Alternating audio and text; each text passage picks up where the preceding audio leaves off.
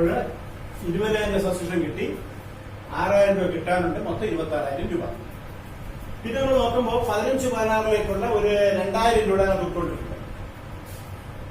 അപ്പോ 2,000 രൂപ 15-16 പൈസ ആകുമ്പോൾ അഡ്വാൻസ് ആയിട്ട് വിളിച്ചതാണ്. അതുകൊണ്ടാണ് റിസീവ്ഡ് ഇൻ അഡ്വാൻസ് എന്ന് പറഞ്ഞുകൊണ്ട് 15-16 എത്രായിരം രൂപ, 2,000 രൂപ എന്ന് പറയുന്നത് ഇപ്പോഴത്തേക്കുള്ളതല്ല. അതുകൊണ്ട് അത് കുറച്ചിട്ട് ബാക്കി എത്ര രൂപ, 24,000 രൂപയാണ് ബാക്കിയുള്ളത്. ക്ലിയറാണ്? അപ്പൊ 24,000 രൂപ ബാക്കി. പിന്നെ നമ്മൾ നോക്കുമ്പോൾ പറഞ്ഞിരിക്കുന്നത് 2,000 രൂപ എന്ന് പറയുന്നത് 3,000 രൂപ എന്ന് പറയുന്നത് 13-14 പൈസയാണ്. അപ്പൊ 13-14 എന്ന് പറയുമ്പോൾ ഈ കറണ്ട് ഇയർ 14 വരുന്നത്. അപ്പൊ 13-14 കഴിഞ്ഞ വർഷത്തെ പൈസയാണ്. അപ്പൊ കഴിഞ്ഞ വർഷം കിട്ടാനുള്ളത് കൊണ്ടാണല്ലോ ഇപ്പൊ കിട്ടിയത് എന്ന് ഒരർത്ഥത്തിൽ പറഞ്ഞു കഴിഞ്ഞാൽ കഴിഞ്ഞ വർഷത്തെ ഔട്ട്സ്റ്റാൻഡിങ്. അപ്പൊ കഴിഞ്ഞ വർഷത്തെ കിട്ടാനുള്ള പൈസ ഇപ്പൊ കിട്ടിയാൽ ഇപ്പോഴത്തേക്കുള്ള അല്ല, അത് നമുക്ക് ലെസ് ചെയ്യണം. അപ്പൊ നമുക്ക് എഴുതുന്ന വാക്കിലാണ് സബ്സ്ക്രിപ്ഷൻ എന്ത് ഔട്ട്സ്റ്റാൻഡിങ്. ഏത് വർഷം? 2013-14. അത് എത്ര രൂപ? അതെന്ന് പറയുന്നത് 3,000. ബാക്കി 21,000 രൂപയാണുള്ളത്. ഈ 21,000 രൂപയാണെന്ന് പറയുന്നത് subscription to be credited to ഏത് അക്കൗണ്ടില്? Subscription to be credited to 5,000. ക്ലിയറാണല്ലോ? അപ്പൊ ഇത്രയും കണക്കിൽ നമുക്ക് ഒരു കാര്യം മനസ്സിലായി. എന്ത് മനസ്സിലായി? സബ്സ്ക്രിപ്ഷൻ കിട്ടിയതിന്റെ കൂടെ ഔട്ട്സ്റ്റാൻഡിങ് 2 ഐറ്റം, ക്ലോസിംഗിൽ ഔട്ട്സ്റ്റാൻഡിംഗ് ഉണ്ട്, ഓപ്പണിംഗിൽ ഔട്ട്സ്റ്റാൻഡിംഗ് ഉണ്ട്.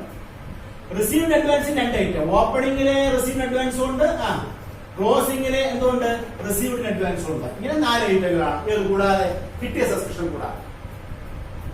ഇതിന് ഒരു കാര്യം നമുക്ക് അറിയാം, എല്ലാ കഴിഞ്ഞ വർഷം പഠിച്ചാണ്. നമ്മളെ പിയാൻ അക്കൗണ്ടൊക്കെ പഠിച്ചപ്പോൾ ക്ലോസിംഗിലുള്ള പിയാൻ അക്കൗണ്ടിന്റെ ഔട്ട്സ്റ്റാൻഡിംഗ് ചെയ്യുമായിരുന്നു, കൂട്ടുമായിരുന്നു. അപ്പൊ അത് നമ്മൾ മനസ്സിലിട്ടേക്കാം. അപ്പൊ അങ്ങനെയാണെങ്കിൽ ക്ലോസിംഗിലെ ഔട്ട്സ്റ്റാൻഡിംഗ് കൂട്ടണം എന്നുള്ള പഠിച്ചു. ക്ലോസിംഗ് ഔട്ട്സ്റ്റാൻഡിംഗ് നമ്മൾ കൂട്ടണം. എങ്കിൽ എന്റെ ചോദ്യം, ഓപ്പണിംഗിലെ ഔട്ട്സ്റ്റാൻഡിംഗ് എന്ത് ചെയ്യണം? കുറയ്ക്കണം. ക്ലോസിംഗിലെ ഔട്ട്സ്റ്റാൻഡിംഗ് ഒന്ന് ഞാൻ മനസ്സിലാക്കി പറഞ്ഞു, ഇങ്ങനെയാണ് ചെയ്യേണ്ടതെന്ന് പറഞ്ഞു. ഇനി ഞാൻ പറയാൻ പോകുന്നത് അതിന്റെ ഒരു ചെറിയ ഷോർട്ട് കട്ടാണ്. എന്താണ് ഷോർട്ട് കട്ട്? ക്ലോസിംഗിൽ ഔട്ട്സ്റ്റാൻഡിംഗ് കൂട്ടുക, ഓപ്പണിംഗ് ഔട്ട്സ്റ്റാൻഡിംഗ് എന്ത് ചെയ്യുക? കുറയ്ക്കുക. ഇത് നമുക്ക് എങ്ങനെ അറിയാം? കഴിഞ്ഞ വർഷം നമുക്കറിയാം, ട്രേഡിംഗ് പേര് അക്കൗണ്ട് വരയ്ക്കുമ്പോൾ അവിടെ തരുന്ന ഔട്ട്സ്റ്റാൻഡിംഗ് ക്ലോസിംഗിൽ ഔട്ട്സ്റ്റാൻഡിംഗ് ആയിരുന്നു. സാലറി ഔട്ട്സ്റ്റാൻഡിംഗ് ആയിരുന്നില്ല, വേസ് ഔട്ട്സ്റ്റാൻഡിംഗ് ആയിരുന്നില്ല, റെന്റ് ഔട്ട്സ്റ്റാൻഡിംഗ് നമ്മൾ പറഞ്ഞിട്ടുണ്ട്. ഔട്ട്സ്റ്റാൻഡിംഗ് എല്ലാം കൂട്ടുക. അതുപോലെ ഇവിടെ ക്ലോസിംഗ് ഔട്ട്സ്റ്റാൻഡിംഗ് കൂട്ടുക. ഈ വർഷം ഒരു പുതിയ ഐറ്റം വരുന്നു, ഓപ്പണിംഗ് ഔട്ട്സ്റ്റാൻഡിംഗ്, അത് നമ്മൾ കുറയ്ക്കുക. അപ്പൊ അതുകൊണ്ടാണ് നമ്മൾ ഓപ്പണിംഗ് ഔട്ട്സ്റ്റാൻഡിംഗ് എന്ത് ചെയ്തത്? കുറച്ചത്. അപ്പൊ ക്ലോസിംഗ് ഔട്ട്സ്റ്റാൻഡിംഗ് കൂട്ടി. അപ്പൊ ക്ലോസിംഗ് ഔട്ട്സ്റ്റാൻഡിംഗ് കൂട്ടുക, ഓപ്പണിംഗ് ഔട്ട്സ്റ്റാൻഡിംഗ് കുറയ്ക്കുക. പിന്നെ കഴിഞ്ഞ വർഷം നമ്മൾ പഠിച്ചിട്ടുണ്ട് പ്രീപെയ്ഡ് പോലെ. ഇവിടെ റിസീവ്ഡ് അഡ്വാൻസ് ആണ്. ഇപ്പൊ ക്ലോസിംഗ് വർഷത്തിന്റെ അവസാനം നേരത്തെ കൂട്ടി അത് നമ്മൾ നേരത്തെ കൂട്ടി നമ്മൾ മേടിച്ചിട്ടുണ്ടെങ്കിൽ നമ്മൾ കുറയ്ക്കും. അപ്പൊ അതുകൊണ്ട് ഈ പറഞ്ഞേക്കുന്ന ഐറ്റം നമ്മൾ അതിൽ നിന്ന് കുറയ്ക്കും. ക്ലോസിംഗിലെ റിസീവ്ഡ് അഡ്വാൻസ് നമ്മൾ മൈനസ്, അതിനാണെങ്കിൽ ഓപ്പണിംഗിലേതാ ഇത് നമ്മൾ പ്ലസ്. ഇത് നമുക്ക് ഷോർട്ട് കട്ട് ആയിട്ട് എഴുതിയിട്ടുണ്ട്, നമുക്ക് കുറച്ച് മനസ്സിലാക്കാൻ പറ്റും. അപ്പൊ ഒന്നുകൂടെ പറയാം, സബ്സ്ക്രിപ്ഷൻ കിട്ടിയതിലൂടെ ക്ലോസിംഗിൽ ഔട്ട്സ്റ്റാൻഡിംഗ് കൂട്ടുക, ഓപ്പണിംഗ് ഔട്ട്സ്റ്റാൻഡിംഗ് കുറയ്ക്കുക. ഓപ്പണിംഗിലെ റിസീവ്ഡ് അഡ്വാൻസ് എന്ത് ചെയ്യുക? കൂട്ടുക, ക്ലോസിംഗിൽ എന്ത് ചെയ്യുക? കുറയ്ക്കുക. ഒന്നുകൂടെ വിശദമായിട്ട് പറഞ്ഞു കഴിഞ്ഞാൽ ഇത് നമുക്ക് ഇങ്ങനെ പറയാം, ക്ലോസിംഗിലെ ഔട്ട്സ്റ്റാൻഡിംഗും ഏതൊക്കെ പ്രസ് ചെയ്യും? ക്ലോസിംഗിലെ ഔട്ട്സ്റ്റാൻഡിംഗും ഓപ്പണിംഗിലെ റിസീവ്ഡ് അഡ്വാൻസും ആഡ് ചെയ്യുക. ഇതന്നെയാണ് ഞാൻ പറഞ്ഞത്. ക്ലോസിംഗിലെ ഔട്ട്സ്റ്റാൻഡിംഗും ഓപ്പണിംഗിലെ റിസീവ്ഡ് അഡ്വാൻസ് എന്ത് ചെയ്യുക? ആഡ് ചെയ്യുക. ഏതൊക്കെ കുറയ്ക്കുക? ക്ലോസിംഗിലെ റിസീവ്ഡ് അഡ്വാൻസ് കുറയ്ക്കുക, ഓപ്പണിംഗിലെ ഔട്ട്സ്റ്റാൻഡിംഗ് എന്ത് ചെയ്യുക? നമ്മൾ കുറയ്ക്കുക. ഇങ്ങനെ നമുക്ക് പഠിക്കാം. അപ്പൊ 3 രീതിയിൽ ഞാൻ പറഞ്ഞിട്ടുണ്ട്. ഇങ്ങനെ ചെയ്താൽ നമുക്ക് കൃത്യമായിട്ട് എന്തെങ്കിലും നമുക്കിവിടെ ഈ കിടക്കുന്ന നമുക്ക് എന്ത് ചെയ്ത് നമുക്ക് കണ്ടുപിടിക്കാൻ പറ്റും. ഇത് ഏതാണോ നിങ്ങൾക്ക് എളുപ്പം? ഒന്ന് ഞാൻ മനസ്സിലാക്കി പറഞ്ഞതാണ്. കിട്ടിയത് ഈ വർഷത്തേക്കുള്ള അല്ലാത്ത 2 എമൗണ്ട് വേണം, അത് 2 കുറയ്ക്കുക. കിട്ടാനുള്ള എമൗണ്ട് ഉണ്ടെങ്കിൽ എന്ത് ചെയ്യുന്നോട് ക്ലോസിംഗിലെ കൂട്ടും, ഓപ്പണിംഗ് പറഞ്ഞു.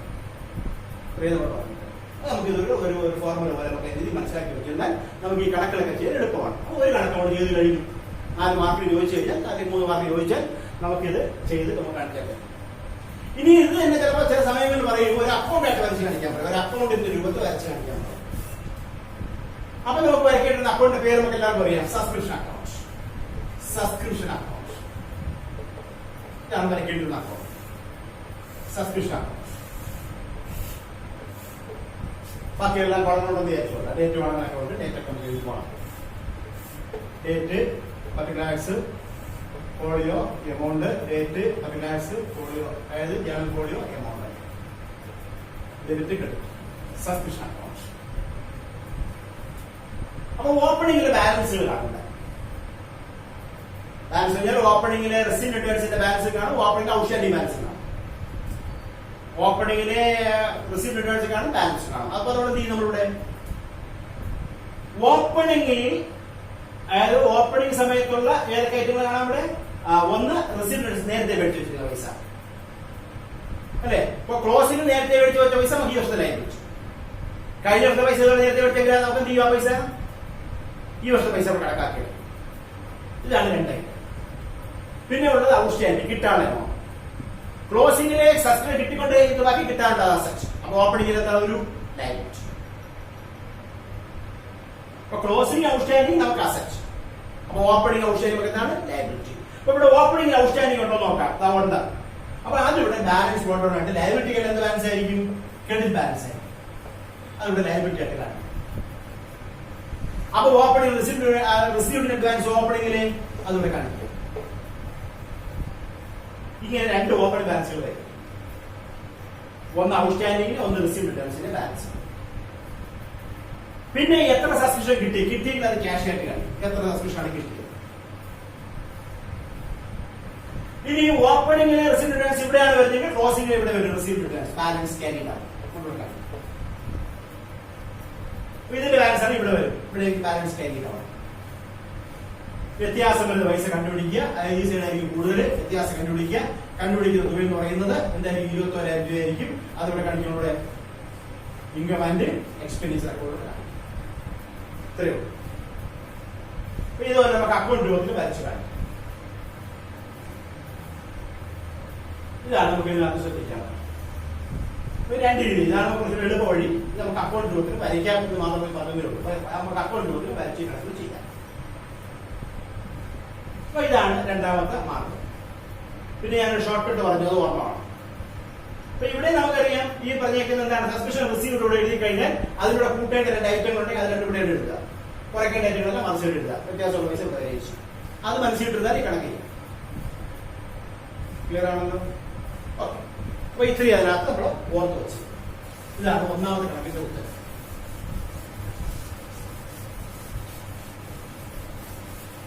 ഇനി നമ്മൾ പറയാൻ പോകുന്നത് ഇതേപോലെ തന്നെ വേണം. ഇത് നമ്മളിവിടെ പറയുകയുള്ളൂ. നമ്മളെ കണക്കുകൾ സ്വന്തമായിട്ട് ചെയ്തു നോക്കാം. ഒന്ന്, റിസീപ്റ്റ് പേയ്മെന്റ് അക്കൗണ്ട് അനുസരിച്ച് 2,50,000 രൂപയാണ് സബ്സ്ക്രിപ്ഷൻ റിസീവ്ഡ്. സബ്സ്ക്രിപ്ഷൻ കിട്ടിയത് 2,50,000. അവിടെ കാണിക്കും സബ്സ്ക്രിപ്ഷൻ റിസീവ്ഡ് 2,50,000. 2,50,000 രൂപ നമുക്ക് സബ്സ്ക്രിപ്ഷൻ കിട്ടിയിട്ടുണ്ട്. First date subscription received 2,50,000. അതിവിടെ കാണിക്കും 2,50,000 കിട്ടിയിട്ടുണ്ട്. ഇതിന്റെ കൂടെ വേണം കൂട്ടുകയോ കുറയ്ക്കുകയോ ചെയ്യാം. ഇപ്പൊ എന്റെ ചോദ്യം ഇതാണ്, സബ്സ്ക്രിപ്ഷൻ ഔട്ട്സ്റ്റാൻഡിംഗ് ഉണ്ട് 1,4,14 ഉണ്ട്, 31,15 ഉണ്ട്. ഇതിൽ ഏതാണ് ഓപ്പണിംഗ്, ഏതാണ് ക്ലോസിംഗ്? 15 closing, 14 opening. ഇനി ഞാൻ പറഞ്ഞു ക്ലോസിംഗിൽ ഔട്ട്സ്റ്റാൻഡിംഗ് എന്ത് ചെയ്യുക? കൂട്ടുക. ഓപ്പണിംഗ് ഔട്ട്സ്റ്റാൻഡിംഗ് എന്ത് ചെയ്യുക? കുറയ്ക്കുക. എളുപ്പം. കാരണം ഇത് കിട്ടിയതിന്റെ കിട്ടാനുള്ള കൂട്ടുക. കിട്ടിയതിനകത്ത് കഴിഞ്ഞ വർഷത്തെ പൈസ കിട്ടാറുണ്ടെങ്കിൽ 5 വർഷം കിട്ടുന്നുണ്ട്, അത് കുറച്ച് മാറ്റുക. അത്രയേ ഉള്ളൂ. അപ്പൊ ക്ലോസിംഗ് ഔട്ട്സ്റ്റാൻഡിംഗ് കൂട്ടുക, ഓപ്പണിംഗ് ഔട്ട്സ്റ്റാൻഡിംഗ് കുറയ്ക്കുക. അടുത്ത എന്താണ്? Received advance. ഓപ്പണിംഗ് ഉണ്ട്, ക്ലോസിംഗ് ഉണ്ട്. ക്ലോസിംഗ് നമുക്ക് നേരത്തെ കിട്ടിയിട്ടുണ്ടെങ്കിൽ അതിന് കുറയും. ഓപ്പണിംഗ് ആണെങ്കിൽ അതിലൂടെ കൂട്ടും. ഇതേപോലെ നമ്മൾ ഇതിനകത്ത് കണക്കെഴുതിയിട്ട് നമ്മൾ എന്ത് ചെയ്യുക? കൂട്ടേണ്ട രണ്ടായിട്ട് ആദ്യം കൂട്ടുക, കുറയ്ക്കേണ്ടത് എന്ത് ചെയ്യുക? ഓരോന്നായിട്ട് എന്ത് ചെയ്യുക? കുറയ്ക്കുക. ഇതിനെ ഓരോന്നായിട്ട് കുറയ്ക്കുന്നത് അല്ലെങ്കിൽ ആദ്യത്തെ എഴുതണം. അല്ലെങ്കിൽ നമ്മളുടെ 10ൽ നിന്ന് 2ഉം 5ഉം കൂടെ കുറയ്ക്കാൻ പറ്റില്ല. അതുകൊണ്ട് നമ്മൾ 10ൽ നിന്ന് 2ഉം 5ഉം കൂടി ചേർത്ത് 7 കുറയ്ക്കും. ബാക്കി 3 കുറയ്ക്കും. അല്ലെങ്കിൽ ഓരോന്നായിട്ട് കുറയ്ക്കാം. അപ്പൊ ഇതാണ് എന്റെ പ്രത്യേകത. അപ്പൊ അതിന്റെ കണക്കിന് ഉത്തരം നിങ്ങൾ സ്വന്തമായിട്ട് എന്ത് ചെയ്ത് നോക്കണം? ചെയ്തു നോക്കണം. അപ്പൊ ഇവിടെ നമ്മൾ നേരത്തെ പറഞ്ഞ എളുപ്പ വഴി എന്താണ്? എളുപ്പ വഴി ക്ലോസിംഗിലെ ഔട്ട്സ്റ്റാൻഡിംഗ് കൂട്ടുക, ഓപ്പണിംഗ് ഔട്ട്സ്റ്റാൻഡിംഗ് കുറയ്ക്കുക. കിട്ടിയതിന്റെ കൂടെ ഈ വർഷം അവസാനം ഇന്ന് വൈകുന്നേരം ജോലിക്ക് വഴി പോകുമ്പോൾ എന്ത് കിട്ടാനുണ്ടോ ആ കിട്ടിയതിലൂടെ കിട്ടാനുള്ള ചേർക്കുമ്പോഴാണ് വരുമാനം. ക്ലോസിംഗ് കൂട്ടുക, ഓപ്പണിംഗ് നേരെ ഓപ്പോസിറ്റ് കുറയ്ക്കുക. ഇനി ഇന്ന് വൈകുന്നേരം പോയപ്പോൾ 4,000 രൂപയുടെ ശമ്പളം 5,000 രൂപ കിട്ടി എങ്കിൽ എനിക്കറിയാം 1,000 നേരത്തെ കിട്ടിയതാണ്. അത് ഇന്നത്തെ ശമ്പളം അല്ല. അപ്പൊ 5,000-ന് 1,000 കുറയ്ക്കുമ്പോൾ 4,000 കിട്ടും. അപ്പൊ ക്ലോസിംഗിലെ റിസീപ്റ്റ് റിട്ടേൺസ് കുറയ്ക്കുക. അപ്പൊ അത് അതിന് കുറച്ചു. ഓപ്പണിംഗ് നേരെ തിരിച്ച് കൂട്ടുക. അപ്പൊ ഇത് രണ്ടും ഞാൻ പറഞ്ഞ ഇൻകമാണ്. ഇനി ചിലപ്പോൾ സാലറി തരാം, സാലറി ഒരു എക്സ്പെൻസ് സാലറി പെയ്ഡ് തരാം തരുന്നു. അപ്പൊ നമ്മളൊരു സാലറി പെയ്ഡ് തരാം. അതിന് 4 ഐറ്റം വരെ തരാം. ഏതൊക്കെ തരാം? ക്ലോസിംഗിലെ ഔട്ട്സ്റ്റാൻഡിംഗ്, ഓപ്പണിംഗ് ഔട്ട്സ്റ്റാൻഡിംഗ്, ക്ലോസിംഗിലെ പ്രീപെയ്ഡ്, ഓപ്പണിംഗിലെ പ്രീപെയ്ഡ്. അപ്പൊ ഇത് നമ്മൾ എന്താ ചെയ്യുക? ക്ലോസിംഗിലെ ഔട്ട്സ്റ്റാൻഡിംഗ് കൂട്ടും, ഓപ്പണിംഗ് ഔട്ട്സ്റ്റാൻഡിംഗ് കുറയ്ക്കും. സാലറി പെയ്ഡ് ആണ്, എക്സ്പെൻസ് ആണ്. അപ്പൊ നമുക്ക് ഇവിടെ എഴുതാം സാലറി എന്ന് പറയുന്നത് നമുക്ക് ഇതിലൂടെ എക്സ്പെൻസ് ആകുമ്പോൾ IND അക്കൗണ്ട് ഡെബിറ്റ് ചെയ്യണം. അതാണ് വ്യത്യാസം. ഇത് ക്രെഡിറ്റ് ചെയ്യണം. ഇത് എന്താണ്? സാലറി ചെലവായതുകൊണ്ട് IND അക്കൗണ്ട് ഡെബിറ്റ് ചെയ്യുന്ന നമ്മൾ കണ്ടുപിടിക്കാൻ പറയും. അതിനുള്ള വ്യത്യാസം. അപ്പൊ നമ്മൾ ആദ്യം സാലറി എത്ര കൊടുത്തു, ക്ലോസിംഗിൽ ഔട്ട്സ്റ്റാൻഡിംഗ് കൂട്ടും, ഓപ്പണിംഗ് എമൗണ്ട് കുറയ്ക്കേണ്ടതെന്ന് കുറയ്ക്കും. ഇനി നമുക്കറിയാം പ്രീപെയ്ഡ്, ക്ലോസിംഗിൽ കുറയ്ക്കും, ഓപ്പണിംഗ് എന്ത് ചെയ്യുന്നതിലൂടെ കൂട്ടും. അഥവാ ഒന്നുകൂടെ പറഞ്ഞാൽ ക്ലോസിംഗിൽ ഔട്ട്സ്റ്റാൻഡിംഗും ഓപ്പണിംഗിൽ പ്രീപെയ്ഡും കൂട്ടും. അടുത്ത 2 ഐറ്റം നമ്മളതിൽ കുറയ്ക്കും. അപ്പൊ subscription to be debited to ഏത് അക്കൗണ്ട്? IND അക്കൗണ്ട് നമുക്ക് ഉത്തരത്തിൽ പറയാൻ പറ്റും. അപ്പൊ ഇങ്ങനെയുള്ള ധാരാളം കണക്കുകൾ പരീക്ഷ ചോദിച്ചിട്ടുണ്ടാവും. അതൊക്കെ എടുത്ത് എന്ത് ചെയ്യുക, ചെയ്തു നോക്കുമ്പോൾ ഇതിനകത്ത് നമുക്ക് യാതൊരു ബുദ്ധിമുട്ടും വരികയില്ല. എത്ര കണക്ക് വന്നാലും നമുക്കൊരു പ്രശ്നമാണ്. ക്ലിയർ ആണല്ലോ? ഓക്കെ. ഇനി വേറെ ഐറ്റം, വേറെ ടിപ്പിക്കൽ ഐറ്റം ആണ് പറയാൻ പോകുന്നത്. Show how will you deal with the following items in the financial statement. ഇപ്പൊ ഫിനാൻഷ്യൽ സ്റ്റേറ്റ്മെന്റ് എന്താണ്? IND അക്കൗണ്ട്, ബാലൻസ് ഷീറ്റ്, അതിന് മുമ്പ് റിസീറ്റ് അക്കൗണ്ട്. ഇത് മൂന്നും കൂടെ ചേർന്നാണ്. അപ്പൊ നമ്മളിവിടെ ഉദ്ദേശിക്കുന്നത് എന്താണ്? IND അക്കൗണ്ടിന് ബാലൻസ് ഷീറ്റ് എങ്ങനെ വരും? ഇതാണ് ചോദിക്കുക. IND അക്കൗണ്ട് വരികയാണെങ്കിൽ എങ്ങനെ വരും? ബാലൻസ് ഷീറ്റ് ഈ പറഞ്ഞ ഐറ്റം വരികയാണെങ്കിൽ എങ്ങനെ വരും? ഇതാണ് അറിയേണ്ടത്. അപ്പൊ നമുക്ക് നോക്കാം ഇതെങ്ങനെ ഒരു ഡീൽ ചെയ്യും. പ്രൈസ് ഫണ്ട് നമുക്കറിയാം ഇതെവിടെ വരുന്ന ഐറ്റമാണ്? ബാലൻസ് ഷീറ്റ് വരുന്ന ഐറ്റമാണ്. ബാലൻസ് ഷീറ്റാണ് ഫണ്ട് വരിക. ഫണ്ട് എല്ലാം ബാലൻസ് ഷീറ്റ് എവിടെ കാണിക്കും? ബാലൻസ് ഷീറ്റ് എവിടെ? ലയബിലിറ്റീസ് വരുന്ന ഐറ്റമാണ് എന്ന് പറയുന്നത് പ്രൈസ് ഫണ്ട്. പ്രൈസ് ഫണ്ട് 80,000 രൂപ നമ്മൾ ലയബിലിറ്റി ആയിട്ട് കാണിച്ചു. അപ്പൊ ഈ ഐറ്റം എവിടെ വരും എന്ന് മനസ്സിലായി? ഇൻകം ആയിട്ട് എക്സ്പെൻഡിച്ചർ അക്കൗണ്ട് വരില്ല, ഒരു സ്ഥലത്തേ വരും. അതെഴുതി ആ കിട്ടിയ പ്രൈസിന്റെ ഫണ്ട് നമ്മുടെ ഒരു ക്ലബുണ്ട്. ക്ലബില് നമ്മൾ എന്ത് ചെയ്യണം? നമുക്ക് വർഷാവർഷം പ്രൈസ് കൊടുക്കണം, സമ്മാനങ്ങൾ വിതരണം ചെയ്യണം. അപ്പൊ ആ സമ്മാനങ്ങൾ വിതരണം ചെയ്യാൻ ഫണ്ട് ഉണ്ടാക്കി, കുറെ പൈസ കിട്ടി, അതുകൊണ്ട് നമ്മൾ നിക്ഷേപിച്ച് നമുക്ക് എന്താണ് ഒരു അസറ്റ്. അതുകൊണ്ട് ഇത് നമ്മൾ അസറ്റ് ശരി കാണിക്കും. Prize fund investment 80,000 asset. അപ്പൊ അത് ഒരു സ്ഥലത്തേ വരും. എവിടെ മാത്രമേ വരുള്ളൂ? Balance sheet, assets. അപ്പൊ രണ്ടും IND അക്കൗണ്ട് വരില്ല. Fund liability, fund investment, assets. അടുത്തത് income from prize fund investment. ഈ പ്രൈസ് ഫണ്ട് ആയിട്ട് കിട്ടിയ പൈസ നമ്മൾ എവിടെയോ നിക്ഷേപിച്ചിട്ടുണ്ട്. അതാണ് 80,000 നിക്ഷേപിച്ചേക്കുന്നത്. ആ നിക്ഷേപിച്ചതിന് നമുക്ക് എന്ത് കിട്ടും? പലിശയോ അല്ലെങ്കിൽ ഡിവിഡന്റോ മറ്റെന്തോ കിട്ടിയിട്ടുണ്ട്. അപ്പൊ അതിന് കിട്ടിയ ഇൻകം എന്ന് പറയുന്നത് 8,000 രൂപ. ഇപ്പൊ ഫണ്ട് ഇപ്പൊ 80 ഉണ്ടായിരുന്നു, ഇപ്പൊ കുറെ നിക്ഷേപിച്ചിട്ട് പലിശയോടെ കിട്ടിയെങ്കിൽ ഫണ്ട് എത്രയായിട്ട് മാറി? 80,000 പ്ലസ് 8,000. അപ്പൊ ഞാൻ ഈ എമൗണ്ട് ഔട്ടർ കോളത്തിൽ എഴുതുന്ന പകരം ഇന്നർ കോളത്തിൽ 80,000 രൂപ എഴുതിയിട്ട് ആഡ് ഇൻകം ഫ്രം ഏത്? പ്രൈസ് ഫണ്ട് ഇൻവെസ്റ്റ്മെന്റ് 8,000 രൂപ. അപ്പൊ 88,000 രൂപയായി ഫണ്ട്. അപ്പൊ 88,000 രൂപ പ്രൈസ് ഫണ്ട് 80,000 രൂപ, അതിന് കിട്ടിയ ഇൻകം എന്ന് പറയുന്നത് 8,000 രൂപ. അപ്പൊ 88,000 രൂപ. അപ്പൊ അതുപോലെ സ്ഥലത്ത് എവിടെ വരും? Balance sheet, liabilities. ഇനി പ്രൈസ് അവാർഡ്. നമ്മൾ ഈ വർഷം കുറെ പ്രൈസ് സമ്മാനങ്ങൾ വിതരണം ചെയ്ത് അവാർഡ് ചെയ്തിട്ടുണ്ട്, കൊടുത്തിട്ടുണ്ട്. എത്ര കൊടുത്തിട്ടുണ്ട്? 6,000 കൊടുത്തിട്ടുണ്ട്. അപ്പൊ 6,000 രൂപ കൊടുത്തിട്ടുണ്ടെങ്കിൽ നമുക്കറിയാം 88,000 ഫണ്ടായിട്ട് കിട്ടില്ല. അതിൽ നമ്മൾ ലെസ് പ്രൈസ് അവാർഡ് 6,000 രൂപ കൊടുത്തിട്ടുണ്ട്. അപ്പൊ 6,000 രൂപ കൊടുത്തിട്ടുണ്ടെങ്കിൽ ബാക്കി എത്ര ഉണ്ട്? 86,000 രൂപ. സോറി, 88, 40, 82,000 രൂപ, 82,000 രൂപ. അപ്പൊ നിങ്ങൾ പറയും 2 വർഷം ടാലി അല്ലല്ലോ എന്ന് പറയും. ഒരു ക്ലബില് ഈ ഒരു ഐറ്റം മാത്രമല്ല, ഒരുപാട് ഐറ്റങ്ങളുണ്ട്. അപ്പൊ എല്ലാ ഐറ്റം കൂടെ എഴുതിയാൽ ഇത് ടാലി. അപ്പൊ ഈ തന്നിരിക്കുന്ന ഐറ്റം ഇതിനകത്ത് എങ്ങനെ എഴുതുമെന്ന് മാത്രം നമ്മൾ കാണിച്ചാൽ. അപ്പൊ ഈ പറയുന്ന ഒരു ഐറ്റവും എവിടെ വരില്ല? 5,000 രൂപ വരുന്ന ഐറ്റങ്ങളല്ല. Prize fund liability, prize fund investment, asset. Invest ചെയ്താൽ നമുക്ക് പലിശ കിട്ടിയെങ്കിൽ അത് ഫണ്ട് വർദ്ധിപ്പിക്കും. ആ ഫണ്ടിനുള്ള ഐഡിയ നമ്മൾ അതിൽ നിന്ന് ചെലവാക്കിയിട്ടുണ്ടെങ്കിൽ ആ ഫണ്ട് കുറയ്ക്കും, ബാക്കി ഫണ്ടായിട്ട് കാണിച്ചാൽ. ഇതാണ് അത്തരം കണക്ക്. ഇതേപോലെ ചിലപ്പോൾ പരീക്ഷകളൊക്കെ ചോദിക്കും. പ്രൈസ് ഫണ്ട് ഇൻവെസ്റ്റ്മെന്റ്, അതുപോലെ ഒരു ഐറ്റം കൂടെ ഞാൻ പറയാം. Show the following information in the financial statement of A non profit organisation. എങ്ങനെയാണ് നമ്മൾ ഈ പറഞ്ഞ കാര്യം ചെയ്യുക? ഒന്ന് മാച്ച് എക്സ്പെൻസ് തന്നിട്ടുണ്ട്. മാച്ച് നടത്തുന്നു, അതിന്റെ എക്സ്പെൻസ് ഒരു 16,000 ചെലവാക്കി. മാച്ച് ഫണ്ട് ഒരു 8,000 രൂപയുണ്ട്. ഫണ്ട് 8,000 രൂപ. Donation four match fund 5,000 rupees ഉണ്ട്. 5,000 രൂപ നമുക്ക് ഫണ്ട് കിട്ടിയിട്ടുണ്ട്. സെയിൽ ഓഫ് ടിക്കറ്റ് വിറ്റ് കിട്ടി 7,000 രൂപ. അപ്പൊ 7,000 രൂപ നമുക്ക് ടിക്കറ്റ് വിറ്റ് കിട്ടിയിട്ടുണ്ട്. അപ്പൊ നമ്മൾ ഇതെങ്ങനെ കാണിക്കും? ഇതാണ് നമുക്ക് അർത്ഥം വരുന്നത്. അപ്പൊ നമ്മൾ എന്താ ചെയ്യുക? ഈ പറഞ്ഞനുസരിച്ചാണ്. ഇതൊരു സ്പെസിഫിക് ഫണ്ടാണ്. ഇത് നമ്മൾ എന്ത് ചെയ്യും നോക്കാം. മാച്ച് ഫണ്ട്, അതാണ് ഫണ്ടിന്റെ പേര്. അപ്പൊ ആദ്യം അത് കാണിക്കാം. Match fund 8,000. Match fund 8,000. ഈ ഫണ്ട് എങ്ങനെയൊക്കെ വർദ്ധിക്കാം? ഒന്ന്, ആരൊക്കെയോ ഡൊണേഷൻ കൊടുത്തു. ഡൊണേഷൻ കൊടുത്തെങ്കിൽ 5,000 റുപ്പീസിന്റെ ഡൊണേഷൻ കിട്ടിയെങ്കിൽ ഫണ്ട് 8,000 ഉണ്ടായിരുന്നു. 5,000 ഡൊണേഷൻ കിട്ടി. അപ്പൊ 30,000 റുപ്പീസ്. അപ്പൊ നമുക്ക് എഴുതാം add donation four match funds. അതൊരു 5,000 റുപ്പീസ് ഉണ്ട്. അപ്പൊ 13,000 ആയി. 10,000 രൂപ. ടിക്കറ്റ് വിറ്റു. മാച്ച് നടത്തിയപ്പോ ടിക്കറ്റിനാണ് നമ്മളെ ടിക്കറ്റ് മാച്ചാണ് നടത്തിയത്. അപ്പൊ ടിക്കറ്റ് വിറ്റതിനകത്ത് നമുക്ക് കിട്ടിയ എമൗണ്ട് 7,000 ആണ്. അപ്പൊ നമുക്ക് എഴുതാതെ ഫണ്ട് വർദ്ധിപ്പിക്കും. Add sale of ticket. Sale of ticket 7,000. അപ്പൊ മൊത്തം ഫണ്ട് 20,000 രൂപയായി. 8,000 ഉണ്ടായിരുന്നു. 5,000 ഡൊണേഷൻ കിട്ടി. അപ്പൊ 8,000 10,000 രൂപയായി. ആ 10,000 7,000 രൂപക്ക് വീണ്ടും ടിക്കറ്റ് വിറ്റ് കിട്ടി. അപ്പൊ 20,000 രൂപ ഫണ്ട്. ആ ഫണ്ട് 20,000 രൂപ നമ്മൾ എക്സ്പെൻസ് ചെലവാക്കി. ഈ ഫണ്ട് ഈ പറഞ്ഞ മാച്ച് എടുത്തപ്പോൾ നമ്മൾ ചെലവായത് ലെസ് മാച്ച് എക്സ്പെൻസ്. എത്ര ചെലവായി പോയി? 16,000 ചെലവായി. ബാക്കി ഫണ്ട് എത്രയുള്ളൂ?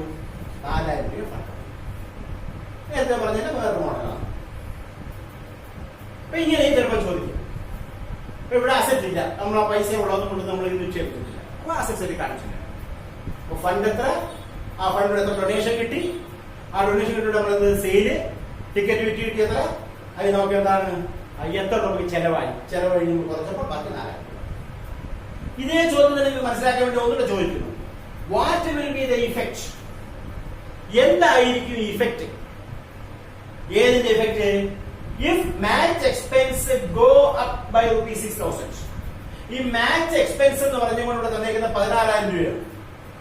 ആ 16,000 കൂടെ ഒരു 6,000 രൂപയോടെ വർദ്ധിച്ചെങ്കിൽ മാച്ച് എക്സ്പെൻസ് 16,000 കൂടെ 6,000 കൂടെ ഗോ അപ്പ് ചെയ്തെങ്കിൽ, ഇൻക്രീസ് ചെയ്തെങ്കിൽ, അപ്പൊ 22,000 രൂപയാണ് മാച്ച് എക്സ്പെൻസ് എന്ന് പറയുന്നതിന് പകരം പറഞ്ഞതേ ഉള്ളൂ.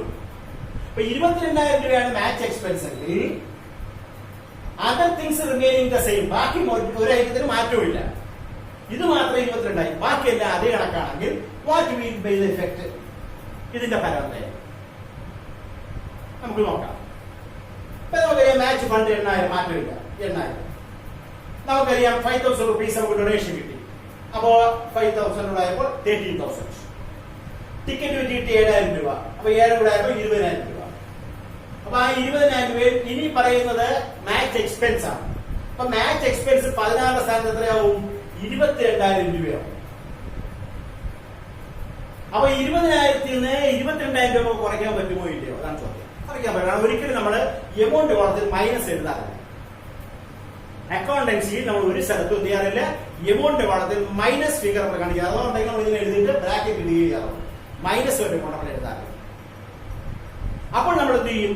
ഇവിടെ നമ്മൾ 22ന്റെ സ്ഥാനത്ത് നമ്മൾ എഴുതി കഴിഞ്ഞാൽ 2,000 രൂപ നഷ്ടം വരും. അപ്പൊ നമുക്ക് 20,000 രൂപ കുറയ്ക്കാം. എന്നിട്ട് പറയാം ഫണ്ടില്ല. ബാക്കി എത്രയുണ്ട്? 2,000 രൂപ. ആ 2,000 രൂപ എന്ന് പറയുന്ന ലാഭവും നഷ്ടവും? നഷ്ടം. കാരണം എക്സ്പെൻസ് ആണ്. 2,000 രൂപ അധികമുള്ള എക്സ്പെൻസ് ആണ്. ആ പറയുന്ന 2,000 രൂപ ഇവിടെ കാണിക്കുന്ന നമ്മുടെ നഷ്ടവും ലാഭവും കാണിക്കുന്ന സ്ഥലമായ ഇൻകം ആൻഡ് എക്സ്പെൻഡിച്ചർ അക്കൗണ്ടില് ഏത് സൈഡില്? ഡെബിറ്റ് സൈഡിൽ കാണിക്കുന്ന 2,000 രൂപ. ഏത് പേരില്? മാച്ച് എക്സ്പെൻസ് 2,000 രൂപ കാണിക്കുക. ക്ലിയറായ? അപ്പോ ഞാൻ വീണ്ടും പറയുന്നു, മാച്ച് എക്സ്പെൻസ് 6,000 രൂപയുടെ വർദ്ധിച്ചെങ്കിൽ 22,000 രൂപയാണ് മാറിയിട്ടുണ്ടെങ്കിൽ ഈ കണക്ക് നമ്മൾ എങ്ങനെ ചെയ്യും? ബാക്കിയുള്ളതെല്ലാം കറക്റ്റ് ആണെങ്കിൽ ഇവിടെ മാച്ച് ഫണ്ടിന് മാറ്റമില്ല, ഡൊണേഷന് മാറ്റമില്ല, സെയിൽ ഓഫ് ടിക്കറ്റ് മാറ്റമില്ല. അപ്പൊ മൊത്തം 20,000 രൂപ ഫണ്ടുണ്ട്. 22,000 രൂപ അതിന് ചെലവാക്കാൻ പറ്റില്ല. അപ്പൊ ചെലവാക്കാവുന്ന മാക്സിമം എത്ര? 20,000 രൂപ. അത് കുറച്ചു. ബാക്കി എത്ര? 2,000 രൂപ. അത് നഷ്ടവും ലാഭവും. ലാഭമാണെങ്കിൽ ആ ഫണ്ട് തന്നെ കാണിക്കാം. അതിന്റെ ഫണ്ട് ഉണ്ടെന്ന് പറയാം. നഷ്ടമാണെങ്കിൽ ഇവിടെ എടുക്കുന്ന നമ്മളുടെ IND അക്കൗണ്ടിന്റെ ഏത് സൈഡിൽ കാണിക്കുക? അതായത് ഇൻകം ആൻഡ് എക്സ്പെൻഡിച്ചർ അക്കൗണ്ടിന്റെ ഏത് സൈഡിൽ കാണിക്കും? നമ്മുടെ ഡെബിറ്റ് സൈഡിൽ കാണിക്കും. എത്ര രൂപ? 2,000 രൂപ. ഇതാണ് അപ്പൊ ഏതെങ്കിലും ചോദ്യത്തിനകത്ത് ഇതേപോലെ ഫണ്ട് കാണിച്ചിട്ട് എന്താണ് മൈനസ് ഫിഗർ വന്നു കഴിഞ്ഞാൽ ആ മൈനസ് ഫിഗർ ബാലൻസ് ഷീറ്റിൽ കാണിക്കരുത്. അതവിടെ കാണിക്കണം നമ്മള് IND അക്കൗണ്ടിന്റെ ഡെബിറ്റ് സൈഡിൽ വേണം നമുക്ക് എന്ത് ചെയ്യാൻ ആ പറഞ്ഞിരിക്കുന്ന ഐറ്റം നമുക്ക് കാണിക്കാം. അപ്പൊ ഞാൻ ഈ പറഞ്ഞപ്പോൾ ഇവിടെ 4-5 കണക്കുകളാണ് പറഞ്ഞാൽ ആറ് കണക്കിനെ സൂചിപ്പിച്ചു. ഒന്ന് എന്താണ് എക്സ്പെൻഡിച്ചർ സൈഡിൽ സാലറി ഉള്ള ഐറ്റം വന്നു കഴിഞ്ഞാൽ സാലറി പെയ്ഡ് അതിന്റെ ക്ലോസിംഗ് ഔട്ട്സ്റ്റാൻഡിംഗ് കൂട്ടി ഓപ്പണിംഗ് ഔട്ട്സ്റ്റാൻഡിംഗ് കുറയ്ക്കുക, ക്ലോസിംഗിൽ പ്രീപെയ്ഡ് കുറയ്ക്കുക, ഓപ്പണിംഗ് പ്രീപെയ്ഡ് കൂട്ടുക. ആ ഒരു ഐറ്റം കൂടെ ഇതിലൂടെ ചേർത്ത് വരാം. ഇനി ഇത് കൂടാതെ വരാൻ സാധ്യതയുള്ള ഐറ്റം എന്ന് പറയുന്നത് സ്റ്റേഷനറിയുടെ ഐറ്റമാണ്. അപ്പൊ സ്റ്റേഷനറി എന്ന് പറയുന്ന ഐറ്റം നമുക്ക് വന്നാൽ എന്ത് ചെയ്യും? അപ്പൊ അവിടെ നമ്മൾ ഇതാണ് പ്രത്യേകത. എന്താണ് പ്രത്യേകത? സ്റ്റേഷനറി ചെലവാണ്, നമുക്ക് എല്ലാവർക്കും അറിയാം ചെലവാണ്. അപ്പൊ സ്റ്റേഷനറി ചെലവ് അവിടെയും കാണും എന്താണ് ചിലപ്പോ സ്റ്റേഷനറിയുടെ പ്രത്യേകത ഓപ്പണിംഗ് സ്റ്റോക്ക് ക്ലോസ് സ്റ്റോക്ക് കൊടുത്തേ. അപ്പൊ നമ്മൾ കഴിഞ്ഞ വർഷം പഠിച്ചിട്ടുണ്ട്. എന്താണ് പഠിച്ചിട്ടുള്ളത്? ഈ ട്രേഡിംഗ് അക്കൗണ്ട് പഠിച്ചപ്പോൾ നമ്മൾ പഠിച്ചിട്ടുണ്ട്. എന്താണ് ഓപ്പൺ സ്റ്റോക്ക് ഇട്ടൂടെ പർച്ചേസ് കൂട്ടിയിട്ട് എന്ത് ചെയ്യും നമ്മള് എക്സ്പെൻസ് ഉണ്ടെങ്കിൽ അതും കൂടെ കൂട്ടിയിട്ട് ക്ലോസ് സ്റ്റോക്ക് കുറയ്ക്കും. എന്നിട്ട് കൂടെ ആ പറഞ്ഞിരിക്കുന്ന ഐറ്റത്തിന്റെ എത്ര കൺസ്യൂം ചെയ്ത് നമുക്ക് കിട്ടും. അതേപോലെ ഇവിടെ സ്റ്റേഷനറിയുടെ യഥാർത്ഥ ചെലവ് കണ്ടുപിടിക്കാൻ വേണ്ടി നമ്മൾ ചെയ്തതാണ്. എന്താണ് ചെയ്തത്? 5000 രൂപ ഞാൻ സ്റ്റേഷനറി സാധനം മേടിച്ചു, 5000 രൂപ വാങ്ങിച്ചു. ആ 5000ന്റെ കൂടെ 2000 രൂപയുടെ സ്റ്റോക്ക് ഉണ്ടായിരുന്നു. വർഷം തുടങ്ങുമ്പോൾ 2000 രൂപ സ്റ്റോക്ക് ഉണ്ടായിരുന്നു, 5000 കൂടെ വാങ്ങിച്ചു. അപ്പൊ എത്രയായി സ്റ്റേഷനറി മൊത്തം? 7000 രൂപ. ഒരു സ്റ്റോക്കും ബാക്കിയില്ലെങ്കിൽ എത്ര ചെലവാക്കി? 7000 ചെലവാക്കി. ശരിയല്ലേ? 5000 രൂപയ്ക്ക് ഞാൻ ഈ വർഷം പേന, പെൻസിൽ, പേപ്പർ, കട്ടർ ഇതെല്ലാം കൂടെ ചേർത്ത് ഞാൻ മേടിച്ചിട്ടുണ്ട്, 5000 രൂപയ്ക്ക് വാങ്ങിച്ചു.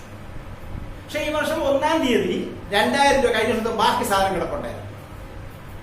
എങ്കിൽ 2000 രൂപയുടെ സാധനം കയ്യിലിരിക്കുമ്പോൾ ഞാൻ വീണ്ടും 5000 രൂപയുടെ വാങ്ങിച്ചെങ്കിൽ മൊത്തം എത്ര രൂപയുടെ സ്റ്റേഷനറി ആയി? 7000 രൂപ സ്റ്റേഷനറി. ഒരു സാധനം ക്ലോസിംഗ് ഇല്ലെങ്കിൽ ചെലവ് എത്ര? 7000. ഇനി ക്ലോസിംഗിൽ ഒരു 3000 രൂപയുടെ സാധനം ബാക്കി ഇരിപ്പുണ്ട്. 2000 ഉണ്ടായിരുന്നു, 5000 രൂപ വാങ്ങിച്ചിട്ടുണ്ട്, 3000 രൂപയുടെ സ്റ്റോക്ക് സാധനം ക്ലോസിംഗിലുണ്ട്. എങ്കിൽ ഞാൻ പറയും 2000 7000 രൂപയ്ക്ക് വാങ്ങിച്ചതൊക്കെ ശരി തന്നെ, പക്ഷെ 3000 രൂപയുടെ സാധനം ക്ലോസിംഗിൽ ഇരിക്കുന്നത് കൊണ്ട് ബാക്കി ചെലവ് എത്ര ആയിട്ടുള്ളൂ? 4000 രൂപ ചെലവായിട്ടുള്ളൂ. ഇതിനാണ് ഞാൻ പറഞ്ഞത് എന്ത് ചെയ്യാം നമുക്ക് സ്റ്റോക്ക് സ്റ്റേഷൻ എത്ര വാങ്ങിച്ചിട്ടുണ്ടോ അതിനുള്ള ഓപ്പണിംഗ് സ്റ്റോക്ക് കൂട്ടുക, ഏത് കുറയ്ക്കുക? ക്ലോസിംഗ് സ്റ്റോക്ക് കുറയ്ക്കുക. അപ്പൊ എത്രയാണ് സ്റ്റേഷനറിയുടെ യഥാർത്ഥ ചെലവ് നമുക്ക് അറിയാൻ പറ്റും. അപ്പൊ സ്റ്റേഷനറി നമ്മൾ അങ്ങനെ പ്രത്യേക സ്റ്റോക്കാണ്, അതുകൊണ്ട് നമുക്ക് അങ്ങനെയാണ് തരിക. അപ്പൊ സ്റ്റോക്ക് തരുമ്പോൾ ചിലപ്പോൾ ഓപ്പണിംഗ് സ്റ്റോക്ക് ക്ലോസ് സ്റ്റോക്ക് കൂടെ തരും. അപ്പൊ നമ്മൾ എന്താ ചെയ്യുക? Opening open stock plus purchase minus close stock purchase നമുക്ക് കുറയ്ക്കണം. അത് തന്നെ ഇവിടെ നമ്മൾ ചെയ്യുക. ഓപ്പൺ സ്റ്റോക്ക് സ്റ്റേഷനറിയുടെ കൂടെ എന്തുകൂട്ട് നമ്മൾ പർച്ചേസ് കൂട്ടിയിട്ട് അല്ലെങ്കിൽ പർച്ചേസ് ഓപ്പൺ സ്റ്റോക്ക് കൂട്ടിയിട്ട് ക്ലോസ് സ്റ്റോക്ക് എത്തി നമ്മൾ അതിൽ നിന്ന് കുറയ്ക്കും. ഇനി അതിൽ വരുന്ന 2 ഐറ്റം എന്ന് പറയുന്നത് എന്താണ്? ഔട്ട്സ്റ്റാൻഡിംഗ്. ചിലപ്പോൾ വരുന്നത് വാക്ക് ക്രെഡിറ്റേഴ്സ് എന്നുള്ള വാക്കായിരിക്കും തന്നത്. ക്രെഡിറ്റേഴ്സ് കൊടുക്കാനുള്ള പൈസ, വാങ്ങിച്ചിട്ട് കൊടുക്കാനുള്ള പൈസ ക്രെഡിറ്റേഴ്സ്. അപ്പൊ ക്ലോസിംഗിലെ ക്രെഡിറ്റേഴ്സ് തന്നെ വർഷത്തിന്റെ അവസാനം കൊടുക്കാനുള്ള പൈസ തന്നെ ഓപ്പണിംഗിലുള്ള പൈസ ഉണ്ട്. നമ്മളിപ്പോ പഠിച്ചതേ ഉള്ളൂ. ക്ലോസിംഗിൽ കൊടുക്കാനുള്ള പൈസ ക്ലോസിംഗിൽ ഔട്ട്സ്റ്റാൻഡിംഗ് അതെന്ത് ചെയ്യും? നമ്മൾ അതിലൂടെ കൂട്ടും. അപ്പൊ ക്ലോസിംഗ് ഔട്ട്സ്റ്റാൻഡിംഗ് നമ്മൾ അതിലൂടെ കൂട്ടും. ഓപ്പണിംഗ് ആണെങ്കിൽ നമ്മൾ അതിൽ നിന്ന് കുറയ്ക്കും. അപ്പൊ ക്ലോസിംഗ് ഔട്ട്സ്റ്റാൻഡിംഗ് കൂട്ടുക, അല്ലെങ്കിൽ ക്ലോസിംഗിലെ ക്രെഡിറ്റേഴ്സ് കൂട്ടുക, ഓപ്പണിംഗ് ക്രെഡിറ്റേഴ്സ് എന്ത് ചെയ്യും? നമ്മൾ അതിൽ നിന്ന് കുറയ്ക്കും. അപ്പൊ ഒന്നുകൂടെ പറയാം, സ്റ്റോക്ക് ഓഫ് സ്റ്റേഷൻ നമുക്ക് എന്തൊക്കെ വേണ്ടി വരും? സ്റ്റോക്ക് ഓഫ് സ്റ്റേഷൻ വാങ്ങിച്ചതിന്റെ കൂടെ ഓപ്പണിംഗ് സ്റ്റോക്ക് ആണെങ്കിൽ കൂട്ടുക, ക്ലോസ് സ്റ്റോക്ക് ആണെങ്കിൽ കുറയ്ക്കും. അതിന്റെ ക്രെഡിറ്റേഴ്സ് തരികയാണെങ്കിൽ ക്ലോസിംഗ് ക്രെഡിറ്റേഴ്സ് കൂട്ടുക, ഓപ്പണിംഗ് ക്രെഡിറ്റേഴ്സ് എന്ത് ചെയ്യുക? അതിൽ നിന്ന് കുറയ്ക്കും. അപ്പൊ ഇതുപോലെ നമ്മൾ അതിനെ റിസിപ്റ്റ് ട്രാൻസ്ഫർ അക്കൗണ്ടിൽ അതൊക്കെ എന്ത് ചെയ്യും? നമ്മൾ അതിലൂടെ ക്ലോസിംഗ് ആണെങ്കിൽ കുറയ്ക്കുക, ഓപ്പണിംഗ് ആണെങ്കിൽ എന്ത് ചെയ്യും? അതിലൂടെ കൂട്ടുക. ഇതാണ് പരമാവധി നമുക്ക് എന്ത് ചെയ്യാനുള്ളത്. ചെറിയ ചെറിയ അഡ്ജസ്റ്റ്മെന്റുകളായിട്ട് നമുക്ക് ഇതിനകത്ത് വരുന്ന കണക്ക്. അപ്പൊ ഇത് നമ്മൾ വൃത്തിയായിട്ട് പഠിച്ചു വെച്ചിരുന്നാൽ നമുക്ക് എന്ത് ചെയ്യാൻ പറ്റും? ചെറിയ കണക്കുകളും ചെയ്യാം, വലിയ കണക്കുകളും ചെയ്യാം. വ്യക്തമായിട്ട് കഴിഞ്ഞ ക്വസ്റ്റ്യൻ പേപ്പറൊക്കെ എടുത്ത് വെച്ചിട്ട് നമ്മൾ ഈ ചാപ്റ്ററിനകത്ത് വരുന്ന എല്ലാ കണക്കുകളും എന്ത് ചെയ്യുക? ചെയ്തു. ഇനി നമ്മൾ പറയുന്ന കൂടാതെ ഉള്ളത് ഒരു ട്രൈ ബാലൻസ് എന്നിട്ട് അഡ്ജസ്റ്റ്മെന്റ് നമ്മൾ ചെയ്യും. അപ്പൊ ഓർമ്മിക്കണം, ട്രൈ ബാലൻസ് പറയുന്ന ഐറ്റങ്ങളെല്ലാം ഒരു സ്ഥലത്തേ വരും. ഒന്നെങ്കിൽ IND അക്കൗണ്ട് അല്ലെങ്കിൽ ബാലൻസ് ഷീറ്റ്. അതൊക്കെ ഏതൊക്കെയാണ് വളരെ വ്യക്തമായിട്ടുള്ള ഓരോന്നും പഠിപ്പിച്ചിട്ട് നമ്മൾ പറഞ്ഞിട്ടുണ്ട്. അത് വെച്ചുകൊണ്ട് ചെയ്തു നോക്കണം. സംശയം വരികയാണെങ്കിൽ എന്ത് ചെയ്യുക? നേരത്തെ കൂട്ടി നമ്മൾ പറഞ്ഞിട്ടുള്ള കാര്യങ്ങൾ ഒന്നുകൂടെ ആവർത്തിച്ചു നോക്കണം. ഒന്നിട്ട് വീണ്ടും കേട്ടു നോക്കുക. അങ്ങനെ കേട്ടു നോക്കുമ്പോൾ നമുക്ക് എല്ലാ കണക്കുകളും ചെയ്യാൻ പറ്റുമെന്നാണ് എന്റെ വിശ്വാസം. ഇതാണ് ശ്രദ്ധിക്കാറുള്ളത്. പിന്നെ ചില കണക്കിനകത്തുള്ള വേറൊരു കാര്യം എന്ന് പറയുന്നത് സബ്സ്ക്രിപ്ഷൻ തന്നെ വരുമ്പോ സബ്സ്ക്രിപ്ഷൻ എന്ന് പറയുന്നിട്ട് പറയും 1000 മെമ്പറുണ്ട്, 30 രൂപ വെച്ച് ആണ് ഒരു വർഷം അടയ്ക്കേണ്ടത്. അപ്പൊ 1000 മെമ്പർ 30 രൂപ ചേർന്ന് 30 × 1000 30,000 രൂപ. അപ്പൊ യഥാർത്ഥത്തിൽ ആ എമൗണ്ട് ആണ് 5000 അക്കൗണ്ട് വരേണ്ടത്. 30,000 രൂപ. ചിലപ്പോൾ റിസീവർ അക്കൗണ്ട് അത്ര ഇല്ലെങ്കിൽ നമുക്കറിയാം അതിലൂടെ കിട്ടാനുള്ള എമൗണ്ട് ഒക്കെ ഉണ്ടെന്ന് അറിയാം. അപ്പൊ ആ 30,000 രൂപ 5000 അക്കൗണ്ട് നമുക്ക് എഴുതാം. വലിയ കണക്കൊക്കെ ആകുമ്പോൾ നമുക്ക് ഒറ്റ എഴുതിയാൽ എഴുതാം 30,000 രൂപ നമുക്ക് എഴുതാം. ഇനി റിസീവർ അക്കൗണ്ട് എത്ര കിട്ടിയിട്ടുണ്ട് ഇതിന്റെ വ്യത്യാസം എടുത്താൽ മതി. പിന്നെ അത്തരം കണക്കുകളുടെ ഒരു പ്രത്യേകത എന്ന് പറയുന്നത് എന്താണെന്ന് ചോദിച്ചു കഴിഞ്ഞാൽ വർഷത്തിന്റെ അവസാനം വരുമ്പോ ഔട്ട്സ്റ്റാൻഡിങ് എഴുതുന്ന സമയത്ത് ഈ വർഷത്തെ ഔട്ട്സ്റ്റാൻഡിങ് മാത്രമായിരിക്കില്ല, കഴിഞ്ഞ വർഷത്തെ വല്ല ബാക്കി ഉണ്ടെങ്കിൽ അതുകൊണ്ട് നോക്കിക്കൊള്ളണം കേട്ടോ. ഒരു കണക്ക് വരുമ്പോഴേ വ്യക്തമായിട്ട് നമുക്ക് പറയാം ക്ലോസിംഗിൽ ഔട്ട്സ്റ്റാൻഡിങ് എത്ര, അതായത് വർഷത്തിന്റെ അവസാനം ഇത്ര കിട്ടാൻ. ഓപ്പണിംഗിൽ കിട്ടാനുള്ളത് കുറച്ച് പൈസ റിസീവറിനെ കൊണ്ട് കിട്ടിയെന്ന് പറഞ്ഞിട്ടുണ്ടെങ്കിൽ അത് ബാക്കി കഴിച്ച് അത് കഴിച്ച് ബാക്കി കിട്ടാനും രണ്ടും കൂടെ ചേർത്ത് വേണം എന്തെന്ന് പറയാൻ ഔട്ട്സ്റ്റാൻഡിംഗ് ഉള്ള എമൗണ്ട് ആയിട്ട് നമുക്ക് പറയാം. ഇത്രയുള്ള വ്യത്യാസങ്ങൾ മാത്രമേ ഇതിനകത്ത് വരാനുള്ളൂ. അപ്പൊ ഇത് വെച്ച് കണക്കുകളൊക്കെ ചെയ്ത് നോക്കുമ്പോൾ നിങ്ങൾക്ക് 100% ചെയ്യാൻ പറ്റും, ആൻസറുകൾ എഴുതാൻ പറ്റുമെന്നാണ് എന്റെ വിശ്വാസം. ഓക്കെ.